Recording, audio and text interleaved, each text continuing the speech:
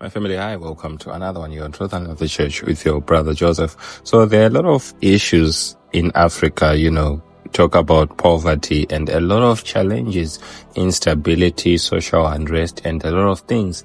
And a lot of people have been asking, for answers from various servants of God.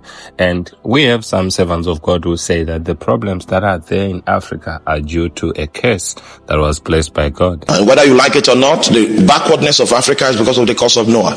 It came to pass after the flood that God had just three families to work with: the family of Shem, the family of Ham, and the family of Japheth. These three families were significant. If God was going to do anything upon the face of the earth, it would have to pass through these crucibles. The Shemites and the Jews and all their cousins in the Middle East. And unfortunately, our own ancestor in that mix is Ham. And because Ham was the one that looked upon his father's nakedness, he came into disfavor on that account. And that was tantamount to a curse. In fact, Noah, what he did was that he cursed his descendants. And that is the reason for the backwardness of Africa. And in the comments, we'll also see people who say, okay, you have told us the cause of the problem that you are suggesting. What could be the solution? The following video with Pastor Chris Kilome, who's giving us prophetic direction and instruction, especially for all the African leaders, the solution to all the problems that Africa is facing. And I want you to listen to this and do share your thoughts in the comments below. Like, share, comment, and subscribe. God bless you. Someone asked me a question. Says, Pastor Chris, what would you think should be done about the African problem? I said, what is the African problem? He says, the African problem is poverty. I said, Africa is not poor. Africa is not poor by any standard.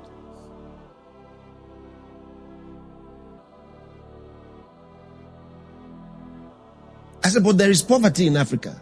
Those are two different things. Africa is not poor. There's poverty in Africa. I said, but there's also poverty in Europe.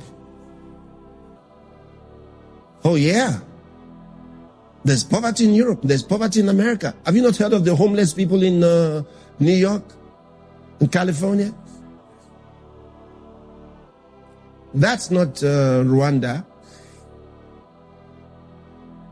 Why should people be homeless there? Well, say, well, those are people that came from other countries. Not exactly true.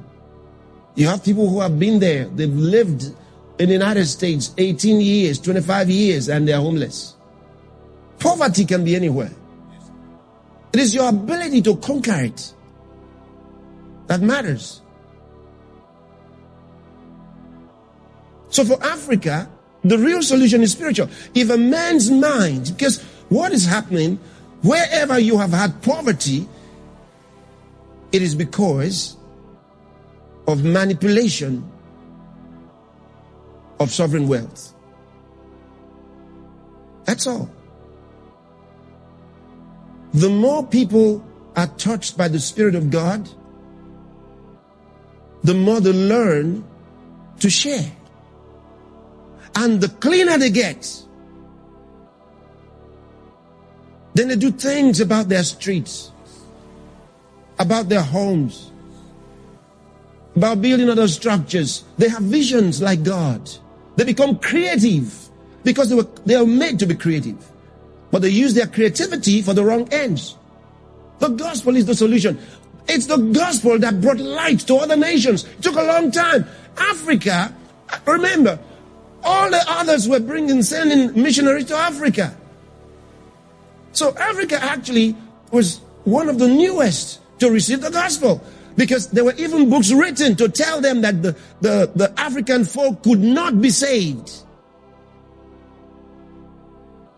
So they were surprised to hear that people in Africa would receive the Holy Spirit. Many ministers, many preachers, missionaries, many of them did not believe. They didn't believe that the message they brought here would be accepted. But it was. It was.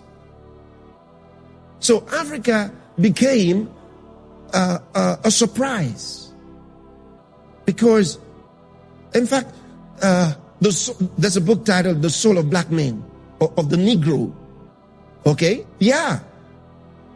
There's several of them. You'll be amazed at the things that are written in those books. You'll be amazed.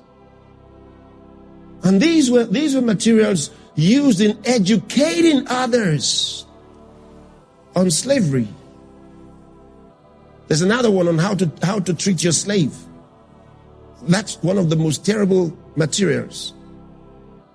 Because in that book it says that your slave is no different from your dog or your cat. You see, and this teacher says, instill fear into him. Instill fear into him.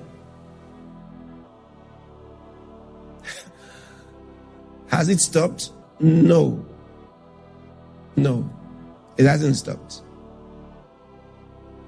It hasn't stopped.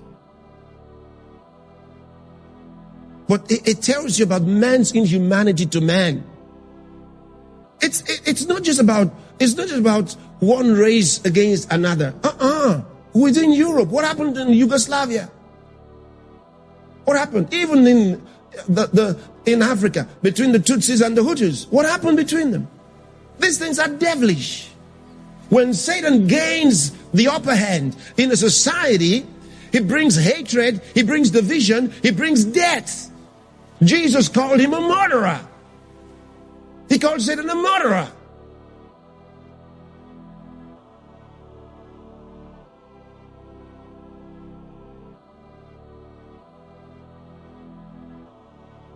So the real solution is in the gospel of Jesus Christ. If we can change the hearts of men, we got it fixed. We got it fixed.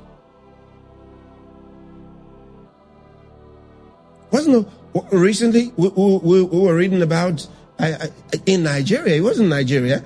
The proprietor of a school. The proprietor of a school who kidnapped a 5 or 6 year old. 5-year-old girl, pretty little girl, kidnapped her and killed her in a terrible way. Why would a man do such a thing? Who is it that hurts children? What kind of a mind should you have to be able to hurt children like that?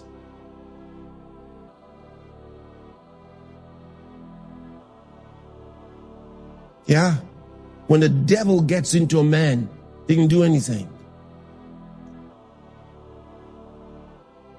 But is he worse than others who've done it by the numbers?